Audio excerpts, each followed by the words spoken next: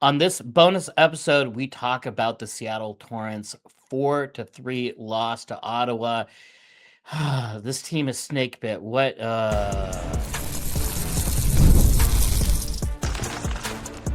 You are Locked On Kraken, your daily podcast on the Seattle Kraken, part of the Locked On Podcast Network, your team every day. Hello, I'm Zaiem alongside Glenn Dreyfuss, and we are with Davy Jones Locker Room, where we cover the Seattle Torrent and the Seattle Kraken. And welcome to Locked On Kraken, part of the Locked On Podcast Network, now the #1 sports podcast network. No Hilary Knight with an MCL injury, no Hannah Bilka.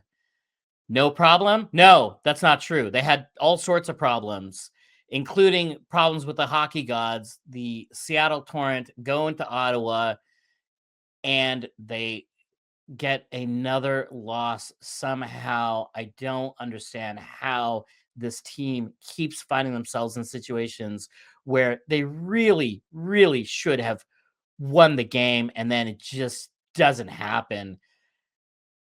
Tell me what happened. Well, Knight with the torn MCL, she won't return until next month if she returns at all. Bilka, we know even less about. We thought the Torrent, without their firepower, especially on the power play, would suffer offensively, but Jesse Eldridge really picked up the slack. I do want to tease, Zaiem, we have two pieces of good Torrent news, but I'll save that for after the recap. The bad news started when the game didn't start on time. Puck drop is slightly delayed due to repairs needed on the ice. That was the message from the Ottawa Charge X account. If by slight delay you mean an hour, according to a report from CTV, a pair of Ottawa players could be seen playing a game of hangman on the bench with members of the Charge staff. As an aside, a new event center in Ottawa is expected to open in 2028. That's to replace the obviously aging arena at TD Place. The problem is the new arena is expected to have a small capacity, about 6,600, and the PWHL isn't happy about that. Anyway, when the game on Wednesday did eventually start, the Torrent found themselves in a 2-0 hole after one. But Eldridge, I don't want to say she's established an office on the power play, but on Wednesday she scored a pair from just about the same spot. She was just outside the crease by the left post for her 6th and 7th goals of the season.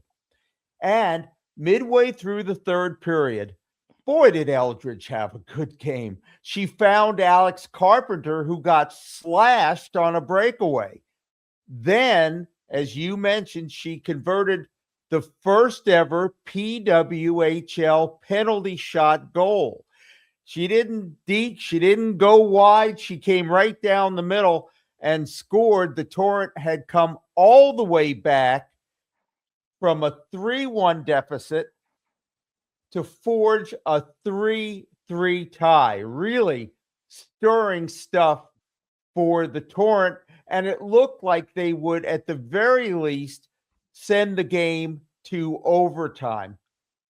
Eldridge, I want to also mention, by the way, now has 6 goals and 11 points in her last 7 games. And she shot just wide, bidding for a hat trick. But like Seattle's last trip to Ottawa, the Charge won it on a late power play of their own. Katarova's second of the night with 1:46 left. The Torrent lose in regulation 4-3. Before I get to that good news, Zaiem, any thoughts about this game? The capacity thing is interesting because women's hockey is popping off after the Olympics, getting a lot of mainstream attention in both the US and Canada. Climate Pledge Arena sold out last weekend, and now we found out that the PWHL games at TD Garden in Boston and Madison Square Garden in New York, have been sold out for upcoming PWHL games. So these are now, we have these record capacity crowds. There's so much interest generated in women's hockey after the Olympics.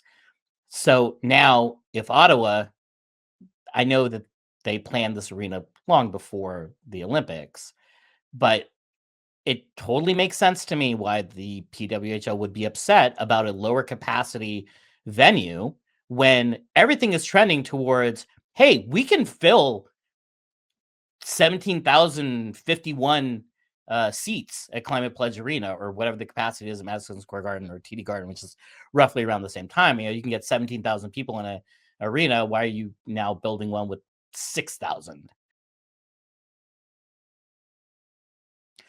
Workplace chaos, deadlines stacking up, inbox overflowing, and the one position you have to fill is still sitting open. When the pressure's on and you need the right hire, this is a job for sponsored jobs.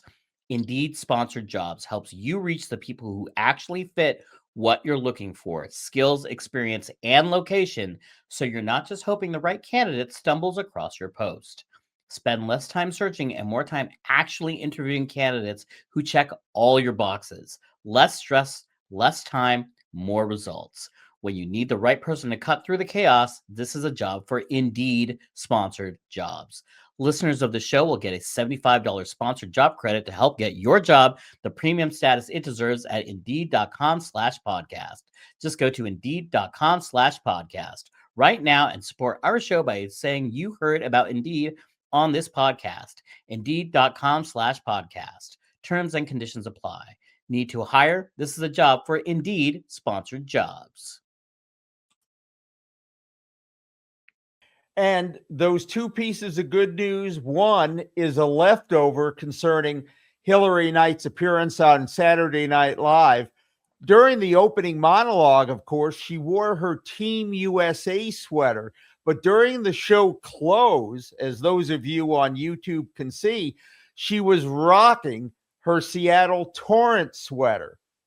And staying on the New York theme, as Zaiem mentioned, the Torrent will meet the New York Sirens on April 4th at Madison Square Garden. For background, even though the Sirens have New York in their name, they've had multiple home arenas in the past, and like the NFL Giants and Jets, play most home games this season in New Jersey, in Newark, at the home of the Devils. This will be their first ever home game at MSG, and it is a sellout. Now, since the self-dubbed world's most famous arena holds more seats than Climate Pledge Arena in Seattle, the U.S. women's hockey attendance record that the Torrent have set twice may not last past April 4th in the Big Apple, but that's okay because, Zaiem, and this is an original thought I just made up, if you can make it here, you can make it anywhere. And for that matter, as you said, TD Garden in Boston, the home of the Bruins, has also been announced as a sellout for the April 11th Boston Fleet game against the Montreal Victoires. So if the question is, has the PWHL seen a post-Olympics bounce in the U.S., damn straight. PWHL attendance is up almost 20% season over season through the first half of the 25-26 campaign. This momentum is really good because the Torrent are struggling. They're in 8th place out of 8 teams. I think they've been extraordinarily unlucky this season. I know that sounds like a cope, and they're like, oh, they're not bad. They're just unlucky. But they haven't played that many games relatively because hockey is a large sample size sport, and these fluctuations in puck luck and hockey gods, the hockey gods have cursed the Torrent this year. They have a curse on them, and that's just That's my best explanation for what's happening. Someone has placed a hex on maybe it's someone in Team Canada who's upset with Hilary Knight. And so they went and they found a Canadian Etsy witch and cast a spell. But whatever the reason is, the Torrent just have been really frustratingly disappointing in this way. But you have all this external, not pressure, but external attention in a good way on the team, on women's hockey, on Hilary Knight specifically. Right? You know, it's not lost that Captain America is the one who's captaining the Torrent. And so I think that all of this really positive buoyancy around women's hockey in the Olympics is insulating the Torrent fans from what would be a disappointing experience. And maybe there would be this feeling of like, great, another medium struggling hockey team in Seattle. Like, well, what else is new? So the mood around the Torrent, even though the record isn't great, is still really positive in a way that even wasn't the case in the Kraken's inaugural season, when they were also similarly struggling in their first year of existence. Hey, Zaiem, I am really digging that new voice you just trotted out. I don't know if that's a New York voice in particular, but it would play really well in New York. Can you give us a little more of that? No. Okay. One performance only. If you want more, you got to tune in for a future episode. Thank you for tuning in to Locked On Kraken. We will be back on a future episode to talk Seattle Kraken and Seattle Torrent and the trade deadline. Make sure you subscribe and follow Locked On Kraken so you get all the latest episodes. And you can find us on all social media platforms at Davy Jones LR. And if you never miss an episode, the Everydayer Club is built for you. Get Locked On Kraken ad-free, plus members-only Discord access and more. For those of you on video, we send you to the first ever 24/7 National Locked On Podcast Network YouTube channel. On audio, make sure this is one of your 2 daily listens. For Davy Jones Locker Room, I'm Zaiem. And I'm Glenn Dreyfuss. And we'll see you next time.